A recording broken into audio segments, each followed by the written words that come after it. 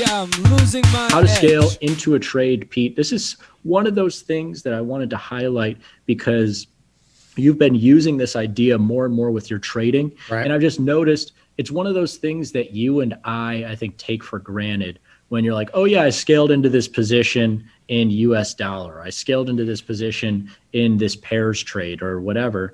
And I want to take a step back and tell everybody about what this strategic idea is, because it's baked into probably almost every trade that you do, Pete. Yeah, pretty much everything. You know what? Especially small exchange products, right? Absolutely. And yeah, pretty much everything. I always, and I think this comes from, on the floor, you traded in a very different way than we trade right now. But part of it was, I always use this term, optimizing your trade location, which I mean is not just picking one spot and committing whether it's one lot or 100 lots to that one spot, but getting, the term averaging in, and I've heard before, and it's really not doing that, because for me, it's if I start to accumulate a little bit of a position at different price points, and if you average in, that means at the bottom of that average, you've got all the contracts you can stand, and they're all losers. So for me, it's all. I mean, just think about that. So, and that is the classic example of people average in, and you only realize that at that point, I've got too many contracts on and they're all losers. So this is why we stay small. But absolutely, I will actually start that process. And if the market actually turns and goes in my way and I want to add a little bit more, I don't have to buy them cheaper, because I've already kind of reduced and created a better cost basis for my trade. So that's the scaling part. I'm excited to get into all of those ideas, because a little bit too many weren't there. That last, Pete, it's all great, Pete, and we're going to get into all of Pete's very beautiful mind, very Russell Crowe-ian he is with his scaling here, because it is this scenario of like, you almost don't want to get all of your units, right? Like if you said, today I'm going to buy 3 S10Y contracts and I'm going to buy them here, here, and here, you almost don't want to get that third one, because what does that mean? That means the market turned around and moved in your favor. So a lot of different stuff going on when you're scaling in. We'll get into it, but I would be remiss if I didn't bring up, you and I both watch Yellowstone, this great TV show, right? And there are scenes, I love this. This I is had like to talk you into that show, and now you're like an addict. Well, I'm like you have always been scared of large animals, and that's the problem. There's a lot of large animals on that show. Not to mention, I've been watching Our Planet on Netflix, and the walrus is both large and scary and ugly. Oh man. Anyways, that's too far down the line. But in Yellowstone, it's similar to like when basketball players watch a movie about basketball. And you were even talking about this. You know this from the dude. Who's the dude that rides the horse in that show? They all ride Kevin horses. Costner. Kevin Costner, you're like, he can obviously really ride a horse. What's funny is there are also financial scenes in that show where they're trading. Remember, there's like the couple of episodes where the guy from like trading places, yes. The guy from Goldman is going up against the woman who plays Costner's daughter. Right. And he's like sitting there in front of his laptop and he's like, all right, buy 50,000. And it's like, that's not how this works. Like, this is ridiculous. This is ridiculous. And I've actually only seen that once when I was at the Board of Trade. You probably knew a couple of guys who didn't scale into trades, because most likely, if you are working at Goldman or wherever, the smart thing to do if you need to buy 50,000 of anything is you buy 5,000, 5,000, 5,000, so that market, when the market sees 50,000, it moves away from you, and now it's not a good process. But anyways, when I was at the Board of Trade, there was this one guy. We would all scale into everything, knob spreads and everything else. And there was this one guy, I'll never forget this. I'd never seen him in my life. I had been there for at least 8 or 9 months. Never seen him in my life, and he was probably one of the biggest traders at the firm. He comes in on an FOMC day, and he's not even trading spreads. He just goes in and does his full risk amount. He's like, oh, I just bought 100 ZNs. And I'm just like, what? This just in one spot? And it makes sense for so few people. And that's why we're talking about scaling in. Rule number 1, Pete, don't scale into a trade out of emotion or if it's too large. This is before even getting into the parameters of scaling in. Good. Don't even think about it if you're not comfortable with this example here, 3 short positions in SM75, because like you said, if you do scale into your full allotment, that means that these trades have probably gone against you.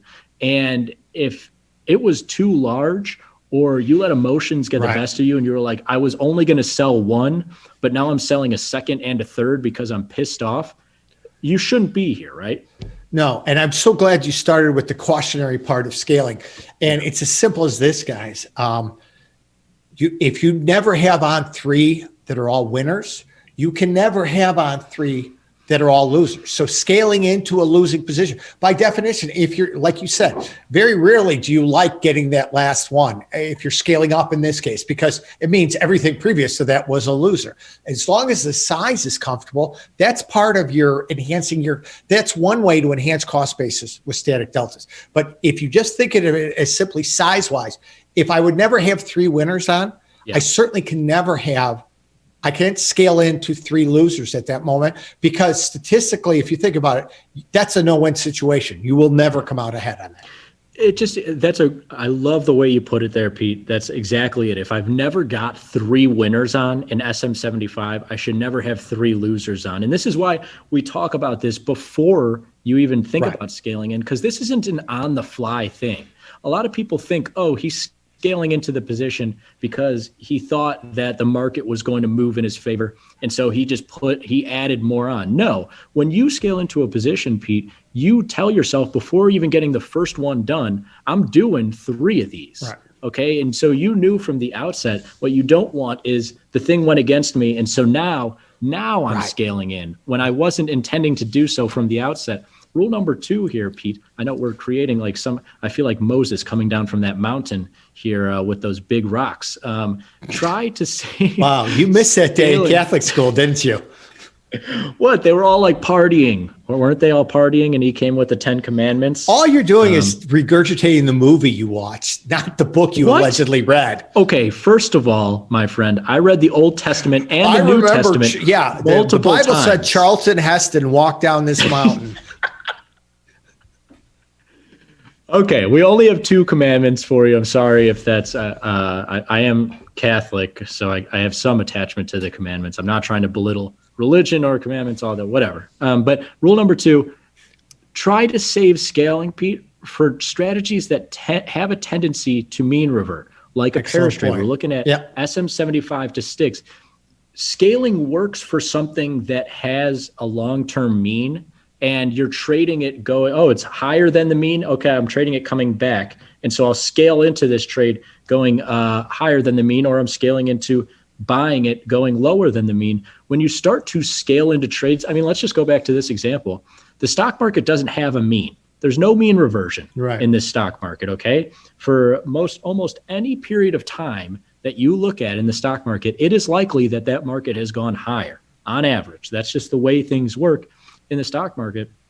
With that being said, Pete, this isn't a scenario where it's like, oh, it got up to 60, I'm going to get one on. It got up to 65, I'm going to get another one on. And 70, I'm going to get a third one on. Scaling doesn't work so well in these trending markets, as opposed to you take that SM75 and you put it against the sticks and you make a pairs trade out of it. And now you've got something that shifts back and forth. And so I can buy, multiple of these. I think here we go.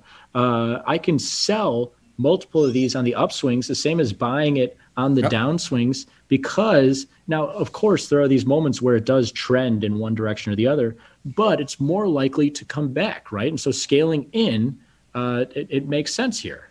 Absolutely. And this is, it's a great example there, because you don't have, like you had in that equities market, just that horizontal line that we talked about of trying to enhance cost basis by getting different price points.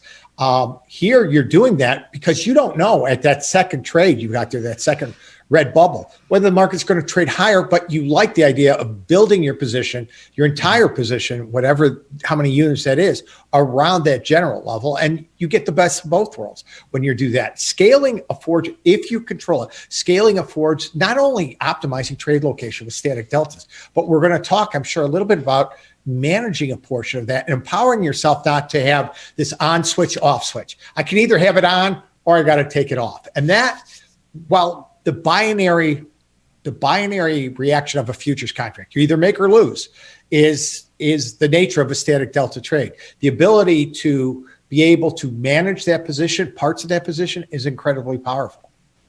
Yeah, and this is also what Pete was speaking to earlier, where it's not this scenario of, the market's getting away from me, so I'm just adding to get a better price average. Of course, if it goes from, you sold one at 60, it goes to 65, and you sell the 65, yeah, now my price average is 62.5. It's better than the 60, but I have 2 units on. That's not what we're talking about here. You can, sell one at, here in this pairs trade example, sell one at 5, sell one at 6, and then sell one on the descent there at 4. Scaling, it doesn't have to be this, it's going against me the whole time. Right. I think we actually even did exactly this in this pairs market when it was moving up there.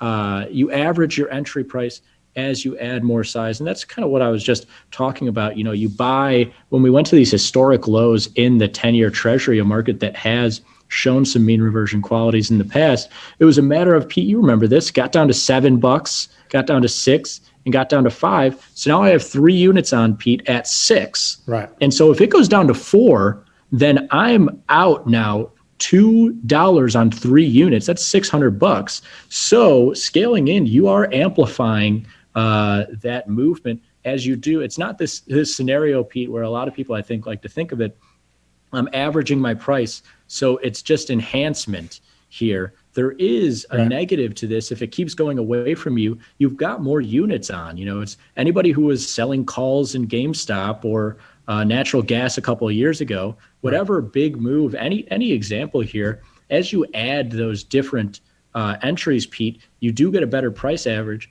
but you're increasing that size, which could add, well, it definitely adds more risk. Right. And you're spot on there. So part of that strategy, okay, I'm expanding my strategy because I'm committing more capital, not just in buying power, but in risk to a trade. So I'm going to use multiple units of an underlying to do that. Well, if your strategy, you've determined in your strategy and your mechanics, you're going to commit more capital. In other words, I'll risk more to the downside. You've already made that decision. So scaling multiple units, you already know, and you've got to stick to whatever that max loss was within that trade. Yeah. You have to stick to it. It's the same mechanics as if you were trading 1 or trading 3. It doesn't change. It doesn't become more elastic because you've worked a little bit on your average price, so to speak. So you still start with that decision and that maximum tolerance and the mechanics around management, and you keep that part very mechanical. Here, you're just adding another tool to the toolbox in terms of optimizing your trade location. Absolutely. And the last piece here. Yes, I'm so glad you put it's not what do we call it? The cautionary tale. It's not the cautionary tale. It's part of why we start and talk about those mechanics ahead of time. Okay, what is my tolerance here? I'm going to use multiple units, but what is my tolerance? Knowing the fact I'm not always going to be right. This isn't the panacea to give myself more room. It's just the panacea to give yourself a little bit better cost basis averaging and the opportunity to manage multiple units.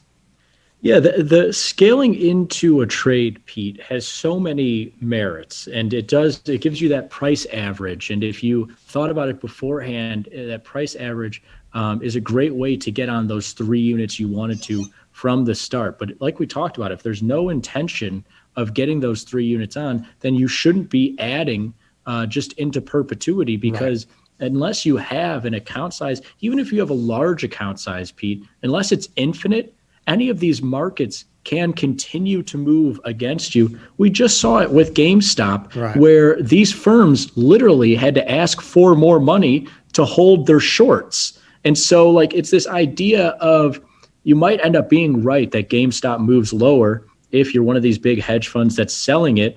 But even they, with millions and even billions of dollars at certain places, can't just short into perpetuity. It's the same with the account size, whether it's 10 grand or 50 grand, multiple hundreds, over $1 million.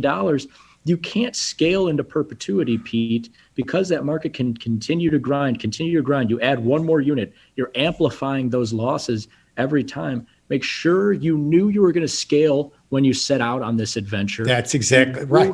You were never going to be uncomfortable with the amount of units there. Right. And if the market continues to go against you, you have your management, you have your out level still with all of these different pieces of the puzzle. So, how to scale into a trade, hopefully a lot of different things brought to your attention that you didn't think about. It's a really cool concept, and I'm glad hopefully people learned this new concept, but a lot of pitfalls you got to be wary of.